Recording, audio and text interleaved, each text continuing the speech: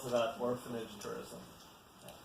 Normally, when people think of orphanages, they think of an innocent place filled with people who genuinely need our help. However, what we do not realize is that even in these places where the inhabitants are truly in need, there are lies.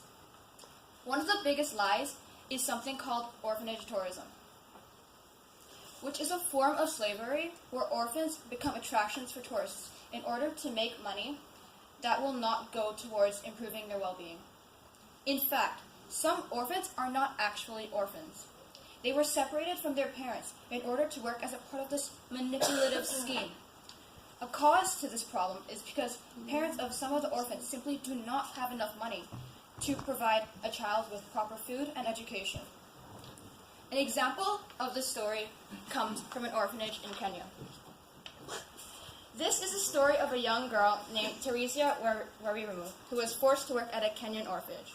One day, a man known to the village as a child finder arrived at her house and told her aunt this fib that he could provide free education, food, and shelter for her niece. The woman wanted Teresia to stay like a daughter. But for the welfare of her niece, she grudgingly sent her away. Through the vulnerability and desperation a guardian possesses that comes with providing the best for their child, orphanage tourism exists. The children that are part of this corrupt business could earn thousands of dollars by entertaining tourists. But the money that was so generously donated does not go towards bettering the lives of these orphans. It's not a charity anymore. It's deceit. Somehow our world has managed to convert the purity of impoverished and needy children into a business.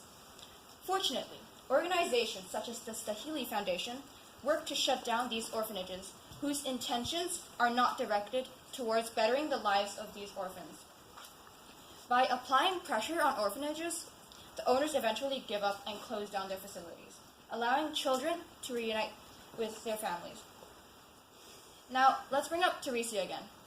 Teresia is one of the children who was returned back to her families, and she currently works with the Stahili Foundation to stop orphanages from recruiting any more children while studying to be a human rights lawyer. Once shamed and silenced, Teresia has now found her voice that has allowed her to speak out and change the world. Thank you.